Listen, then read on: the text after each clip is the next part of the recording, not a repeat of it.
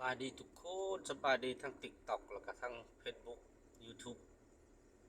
นี่คือบรรยากาศก่อนฮอดด่านชายแดนลาวบางเนาะพบกันคือเก่าอินเก่าเช่นเคยกับเวลาได้พอเหมาะ9:40กว่านาทีแล้วเฮาก็สิมาถ่าทีมงานไอ้น้องเวียดนามที่ข้ามมาแต่เวียดเนาะบางเทื่อก็มาไว้บางมื้อก็มาช้าแต่สิ่งสำคัญเราต้องมาให้ทันเวลาเพื่อรอถ่าไปเบิ่งบรรยากาศน้ำกันทุกคนปกติจะมีขบวนรถสินค้าขาออกขาเข้าอาจ้ะหวงทางครึ่งหนึ่ง10 บาทแต่ตัวนี้ใหญ่บิดบอบางคันนะสปีดอินเตอร์เทนสปอร์ตแต่ก่อนเป็นของไทยแลนด์นะตัวนี้บิดบอของอ้าวบิดอยู่ดอกเขาก็จะไปจอดพอแล้วเขาเคยจอดพอแล้วห่มไหมพอแล้วใครสบายดีเด้อทุกคนเด้อบริเห็นหน้าเห็นตาผู้เว้าผู้บรรยายก็ได้เนาะเพราะว่ากันเอาแต่ภาพทั้งหน้ามาให้เห็นให้ชมกันก็แล้วกันเนาะบรรยากาศครึ้มฟ้าครึ้มฝนโทเป็นซะแต่ละมื้อก็สิแนวนี้แหละทุกคนเลยบ่ว่าวันเสาร์บ่ว่าวันอาทิตย์วันจันทร์วันอังคารก็คือกันแนวนี้แหละบรรยากาศอยู่นั่นชายแดนรถตู้เขาเจ้าจัดจอดเรียนคิว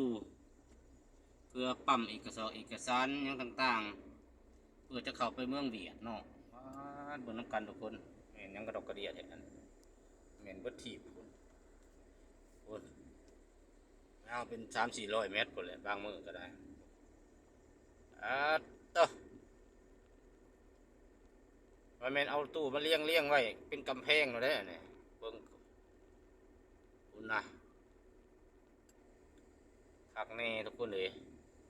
โอ้โห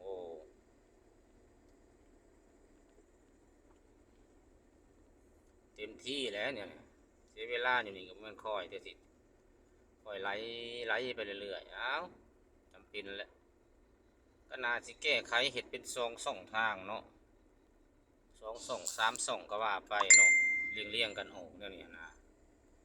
เอ้าบ่ว่าแหละแต่ว่าให้เพิ่นนั่นแหละเฮาก็สิเดือดร้อนนำอยู่เลยเดือดร้อนอยู่ได้บางเดือนเฮามีธุระเฮาอยากออกไปก็ต้องได้หาคิวอีกหรือว่ารถบรรทุกรถนั่นเพิ่นแยกต่างหากบ่รถส่วนบุคคลก็สิออกง่ายอยู่ดอกแหละเฮาก็สิมาจอดอยู่นี่แหละทุกคนเด้หม้องเฮาเคยจอดอย่าไปจอดบนดีกว่าป้องกันย่านอันรถบรรทุกสอยเอาก้นได้ทุกคนประมาณนี้เนาะเฮาก็สิหาหม้องจอดรถเจอยู่ผู้สาวทุกคนผู้สาวออฟฟิศมีแต่คนสวยๆนะโอเคนี่สิแม่นเป็นด้านหม้องติดน้ำหนักสินค้าถือว่าติดน้ำหนักรถแต่แบบคือบ่เห็นเปิดใส่จักเทื่อมาแต่เทื่อก็ที่แนวนี้แหละอืม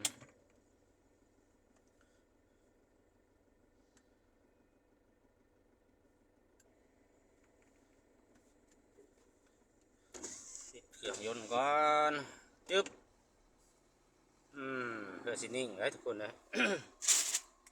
กินน้ำก่อน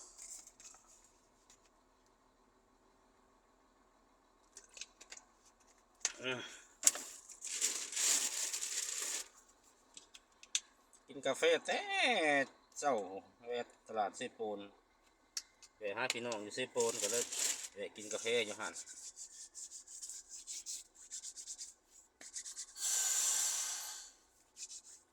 สีดำหรือหนาสีเหลืองแล้วบานโอ้ยเนาะนี่ยังไงกินกันแดดกันหนาวกันยังกันนี่บานบ่แม่นกินกันแดดแต่ว่ามื้อนี้บ่มีแดดเด้อทุกคนเด้อมื้อนี้บ่มีแดดเด้ออากาศดีเดี๋ยวเขาจะขออนุญาตทุกคนลงไปเก็บภาพบรรยากาศอยู่ข้างนอกกันเนาะตอนนี้เขาอยู่ในรถ ขออนุญาตบัตรคำเด้อว่าสันว่าสีเลย ภาพอาจสิสั้นในจักหน่อยเนาะภาพอาจสิสั้นในจักหน่อยเด้อเพื่อปลดเนี่ยออกจากรถ ไปเบิ่งน้ำกันครับผมบรรยากาศชายแดนรถจะออกจากด่าน โอเคหันหน้ามาหาตัวเองจะเถื่อก่อนทุกคนเลยสบายดีสบายดี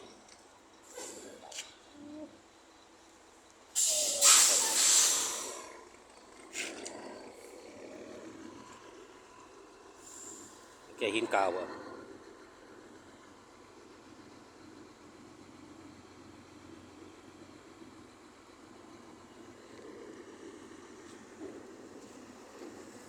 ยู่ก็เป็นเลยเป็นแถวเลยทุกคน